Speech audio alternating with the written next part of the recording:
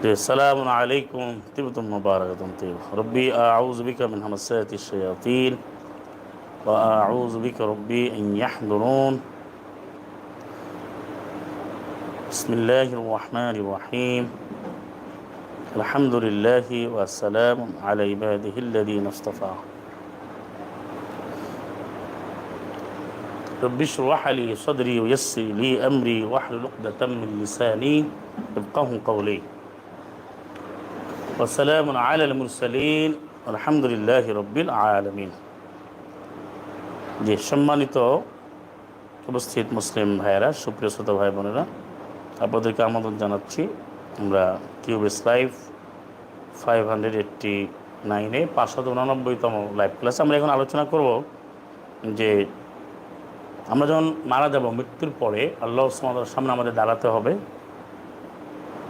আখিরাতে বা কিয়ামত দিবসে আমাদেরকে কোন কোন বিষয়ে প্রশ্ন করা হবে এটা আমাদের জানা দরকার, এবং আমাদের কোরআন পড়া, বোঝা, মানার মূল লক্ষ্য উদ্দেশ্য কী?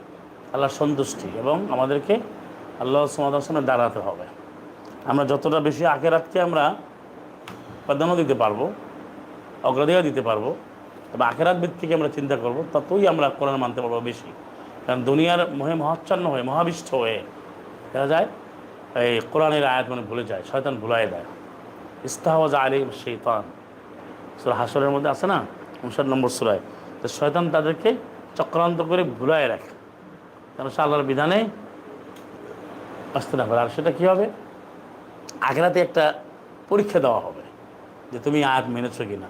আপনারা পড়েছেন 124 নম্বর আয়াত থেকে, সূরা তাহা 20 নম্বর সূরা, ওমান আ'রাদা আন যিকরি, যে ব্যক্তি আমার জিকিরই বলছে, আমার জিকির, আল্লাহর জিকির কোনটা? কোরআন। যে ব্যক্তি আমার এই জিকির, আমার এই বিধান, কোরআন থেকে বিমুখ হয়ে জীবনযাপন করে, তাহলে আমি তাকে ওয়ানাহশুরুহু ইয়াওমাল কিয়ামাতি আ'মা, অন্ধ করে উঠাবো। কারণ যে লোকটাকে অন্ধ করে উঠাবে সে তো আসলে অন্ধ ছিল না, তো সে ওই যে যুক্তি দাঁড় করায় না, সে তখন বক্তব্য দেওয়া শুরু করবে, স্পিচ থ্রো করবে, রব্বি, হে আমার রব, মানে আত্মপক্ষের সমর্থন করবে। লিমা হাসারতানি আ'মা, আপনি আমাকে অন্ধ উঠালেন কেন? হাসারাই আছে উনি সমবেত করা, একাত্ম করা, আপনি কেন এটা করলেন? অর্থাৎ কুমতু বাসীরা, আমি তো চোখে দেখতাম।